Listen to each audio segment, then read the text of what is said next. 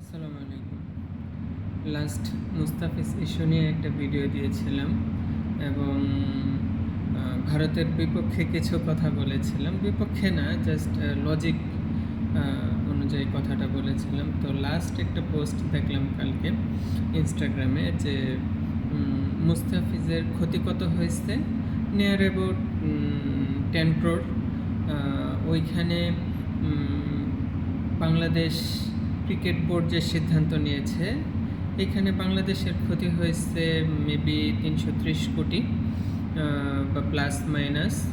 কিন্তু এই সিদ্ধান্তের প্রেক্ষিতে পাকিস্তান যখন সিদ্ধান্ত নিল যে বাংলাদেশের সাথে ইন্ডিয়ার সাথে খেলবে না, তখন তাদের ক্ষতির পরিমাণ দাঁড়াইল প্রায় মেবি 6,000 কোটি প্লাস।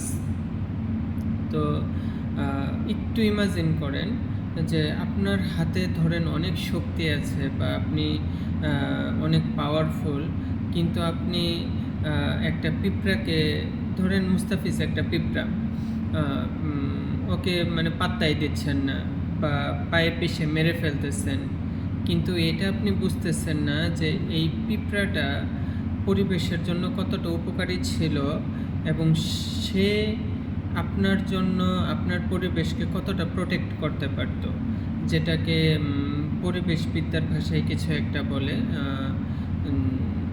আমি ভুলে গেছি ওয়ার্ডটা। তো আপনি দুর্বলকে দুর্বল ভাবতেই পারেন, তাই বলে দুর্বলকে আঘাত করতে পারেন না। এটা হচ্ছে moral of the story.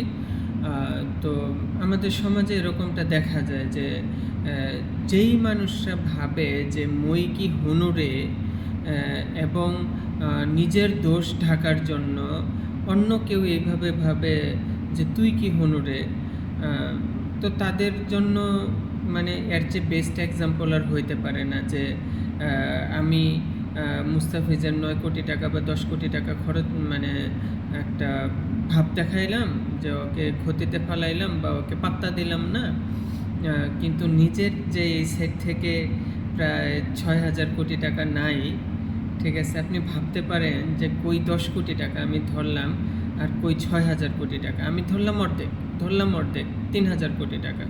How it possible, can you imagine? তো সবসময় দুর্বলকে কখনোই দুর্বল ভাবার দরকার নেই। তাকে তার মর্যাদা যেটা, তাকে মাস্ট বি ওইটা দিতে হবে। দেন আমরা আমাদের অবস্থানে বা হচ্ছে যারা ভালো, তারা ভালো অবস্থানে টিকে থাকতে পারবেন, না হলে সিরিয়াসলি ফল করবেন। Thanks a lot.